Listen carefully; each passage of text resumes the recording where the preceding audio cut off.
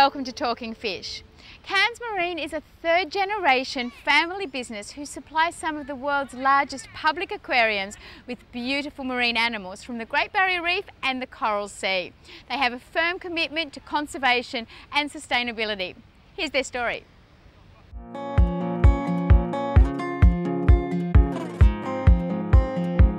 Cairns Marine is really special because they have a constant commitment to improving everything they do. Not only are our staff highly qualified, but they're also extremely passionate about what they do. That's the cornerstone of our business ethos. Cairns Marine's a family business. My mother and father, brother and myself are the 4 directors, and we've been operating Cairns Marine since 1994.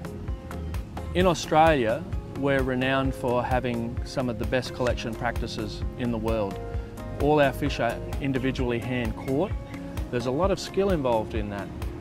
That's why in some countries a lot of people turn to alternate means of collection, either using chemicals or drugs through that process, and even dynamite fishing. We operate in an environment that has substantial and comprehensive resource management. The way the resources are managed, taking into consideration the ecological role that the species play, but also how those species are valued by the rest of the community, including other people who like to use the reef, but also the wider community anyway. The true crime behind cyanide collection is the damage and destruction that it wreaks upon the environment. If you take that fish out of the environment, that's one small component, but the destruction of that habitat is what makes it so devastating. My father had done a lot of work in the Philippines and Indonesia, specifically looking at destructive fishing practices, and to that end he had a contract put on his life when he was in the Philippines because of his campaigning against the use of cyanide. Once the fish have been collected, they are then transferred to a collection bucket that the divers have on the bottom, and then the fish are slowly and progressively brought to the surface. You can't bring the fish up too quickly or the swim bladder will expand, so it can take several days for certain species to be decompressed. Once we get the fish on board, each fish is individually containerised to make sure that fish can't damage each other or impact on them. And then they are placed into large 200-litre drums. It's a very time-consuming process, but it's important to make sure that the quality of those animals is at their very best. If you are handling a fish, then you are incurring stress upon it. So we try and develop processes to minimise that handling and that stress through every aspect.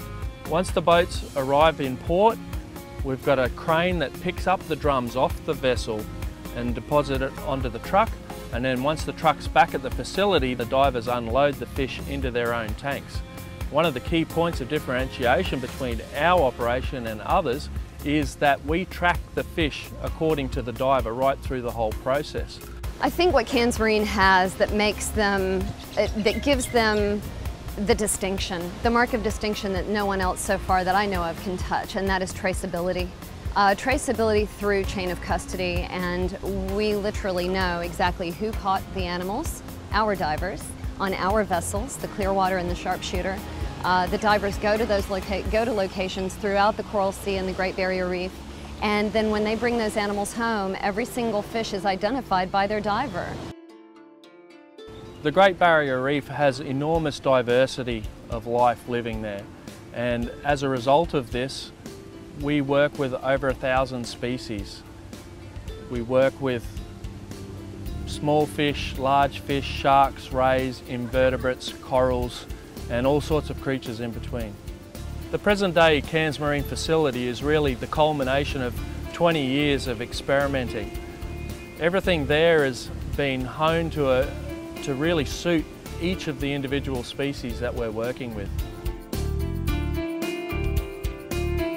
Different corals are collected from different points on the reef, different depths require different lighting requirements. Same with the fish. Some fish are collected at a lot deeper depths than others, and they need low light conditions. The time that the animals spend with us depends entirely upon the individual species.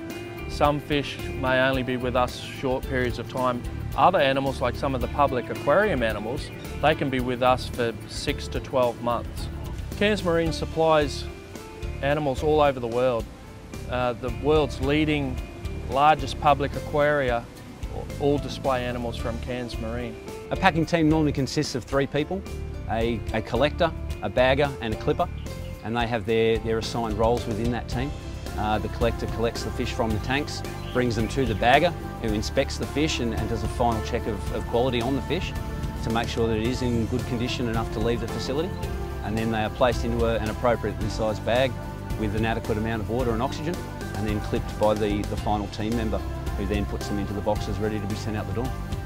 I suppose collection's always kind of focused upon as the largest part of it, but getting them in the facility is only part of the job. We also have a lot of permits and paperwork requirements for different countries that we're sending the animals to. So, you know, be it CITES certificates where the coral species names have to be perfect, otherwise the entire shipment can get confiscated. So yeah, it's a pretty important part of their job as well, and it's kind of the last hurdle before we get the animals to where they've got to go.